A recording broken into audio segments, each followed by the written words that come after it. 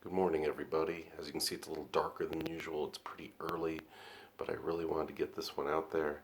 It is January 18th. This is episode 15, um, and it's Martin Luther King Day. I'm gonna do a three-part series because I fell a little behind in my episodes. Had some issues getting stuff downloaded. I did a lot of downloading off my phone, so I lost my high-speed usage for the month, and here we are at the 18th, and things are going slow. But I really want to stay with this. This is one of my New Year's resolutions to myself that I do 365 episodes of my Average Guy Opinions. As most of you know who are watching this, my name is John Corelli, and I offer Average Guy Opinions on everything I can. Um, this is part one. This is about Martin Luther King. Part two will be about Malcolm X, and part three will be about me and what each of us can do in this movement. So, M, Martin, Malcolm, me. Let's start with Martin. Um, what can you say? I mean, he wasn't perfect, as many of us have come to find out. Um, he may have been a womanizer. He may have made more money than he should off of the movement that he was supporting, but let's focus on the reason we have the holiday. Let's focus on what he did do. Um, for those of you that don't know the basics, but you all should, if you went to school, if you listened at all, you know what Martin led. We know that it basically started um, with him preaching in the 50s, starting small movements in the South, especially out of Georgia where he was from. He was Ebenezer. He was a preacher at Ebenezer Baptist Church. I believe his father was a preacher there before him. Um, I've actually been there. It's a tiny little church in Atlanta, and it's really if it doesn't send chills down your spine to visit, I don't know what to do for you. It's an amazing place. It's just it's neat knowing that this is the birthplace, or at least the essential birthplace of a man who's known throughout the world for nonviolent social action. Um, he came from small means, but a pretty normal family. I believe his house is right there too, if I remember right. They either lived in the church or very close to the church. We visited that too when I was there about 7 years ago in 2013. Um, but this isn't about me. This is about him. Um, what he brought to the table was a new level of thought um, to an end action, not just thought action, but a new, um, what's the word I'm looking for? I guess a paradigm, maybe, just a new level of thinking and action to combat the problem of racism in this country. It didn't go away in 1865 when the 13th, 14th, and 15th Amendments were written, or 1863, whenever those were written. Post Civil War was horrible for black people, especially in the South. They still weren't considered human, especially in the South. Sharecropping was really bad. It was often worse than slavery. If you don't know about sharecropping, it's the 40 acres and a mule movement. Each freed slave, at least male slave, I believe, post Civil War was supposed to be granted 40 acres and a mule to start their own farm, have their own land and private property. They become part of this new society that would be built after the Civil War. It didn't happen. By the way, if you ever notice, Spike Lee's production company is called 40 Acres and a Mule, and that's why. Um, Part of the problem was, well, sharecropping came about where white people still own the land. They kind of rented the land to black folks, and basically made it just as bad as if they were slaves. They charged them exorbitant rates to have the land, and the black folks still farmed the land and worked the land, and the white people still made the money. So and they didn't even then. The problem with sharecropping is like, well, you're a freeman. You got to take care of yourself now. I don't have to feed you or house you. So it was actually worse in many ways.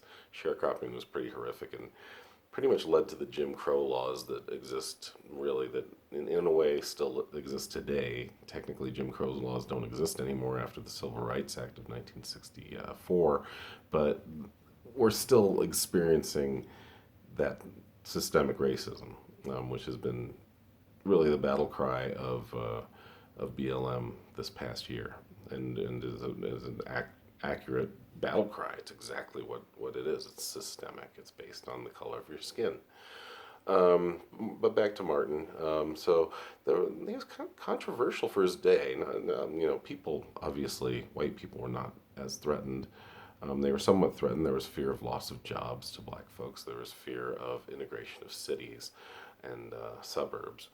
Um, but the fear of nonviolence didn't exist, obviously, because Martin was like, we're going to do this peacefully, no matter how badly we're treated, not only by general white folks, but also the police that are supposed to be there to protect us, the fire people that are supposed to be there to protect us, that are blasting us with their high-powered water hoses. You've seen the footage, I'm sure. Um, Martin studied and I believe he got his degree in philosophy. Um, I'm not 100% sure on that, but I'm pretty sure he got his degree in philosophy. I think he got a master's later on. He continued to preach. He continued to organize. He studied a lot about Gandhi. He studied Marxist philosophy. Um, a very intelligent man with an intelligent plan.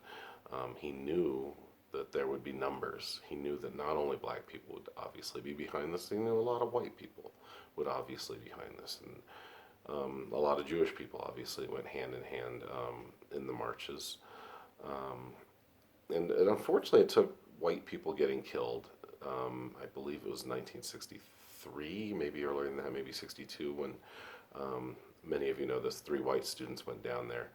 And I don't know if they ever found the bodies, but these white students went down to help, to be part of the movement, and they were taken care of. They were definitely killed. I think it was 2 white students and 1 black student from the Northeast somewhere, and they came down and they were killed by racist, probably Klansmen down there.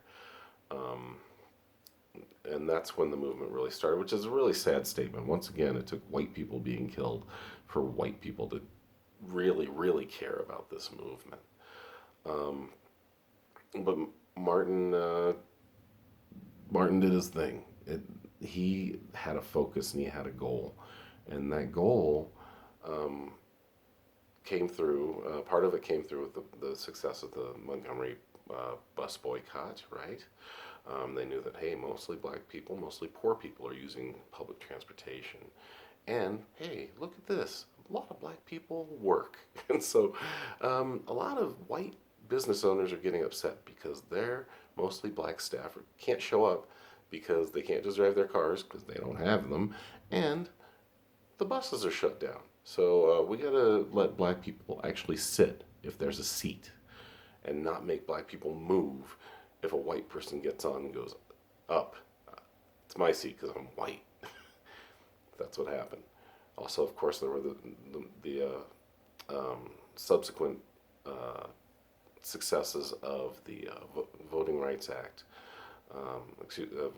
Voting, yeah, I'm saying them in the wrong order. I believe the Civil Rights Act was 1964. The Voting Rights Act was 1965.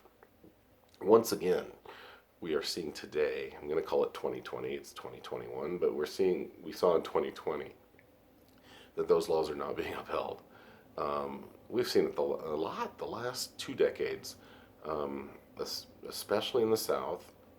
We've seen a lot of predominantly black districts be, the voting booths are not as prevalent as in white neighborhoods.